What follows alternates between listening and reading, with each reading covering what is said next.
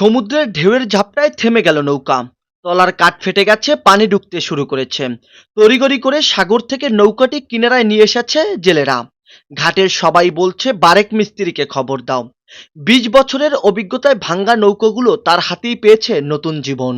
পটুয়াখালীর কুয়াকাটায় জেলেঘাটে এমন মাঝি নেই যে বারেক মিস্ত্রিকে চিনে না, কারণ তিনিই তো জেলেদের ফেলে রাখা ভাঙ্গা নৌকাগুলো আবার নতুন জীবন দেয়, অতি লোকসান থেকে রক্ষা করে এই জেলেঘাটের জেলেদের।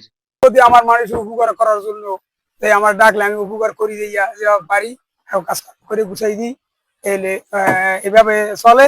আর মনে করেন যে কোনো মুহূর্তে সমস্যা বলেই আমার ডাককে নিয়ে কাজকর্ম করা। আর আমি মনে করেন এ যাবৎ মনে করেন 20 বছরে বহু নৌকা করছি, এইসব তো আর করতে পারিনি, এইসব করিও নাই। যেমন পুরাতন কাঠের তৈরি নৌকাগুলো গভীর সমুদ্রে ঢেউয়ের সাথে যুদ্ধ করতে প্রস্তুত করে, তেমনি নিজেকে মহান আল্লাহ তাআলার ইবাদতের জন্য তৈরি করছেন। কাজের ফাঁকে নামাজের সময় হলে সমুদ্রের নোনা পানি দিয়ে অজু করে সাগর পাড়ের ভালো জায়গা দেখে সালাত আদায় করে নেন এই কারিগর।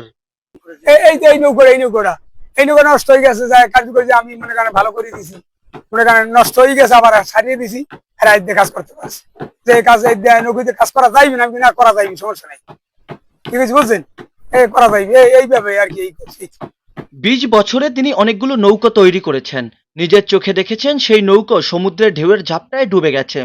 যেহেতু সাগর পাড়ে তার জন্ম, তাই জেলেদের দুঃখ কষ্টগুলো কাছ থেকেই উপলব্ধি করতে পেরেছে। তাই জেলেদের লোকসান থেকে বাঁচাতে এমন উদ্যোগ নিয়েছে তিনি। জাহিদুল ইসলাম জাহিদ, খবর কুয়াকাটা। আজই কিনুন সাগর রশি। সাগর রশি দীর্ঘস্থায়ী, টিকসই আর অনেক শক্তিশালী হওয়ায় প্রবল পানির স্রোতেও মাছ সহ জাল ছিঁড়ে পানিতে ভেসে যাওয়ার কোনো সম্ভাবনা নাই।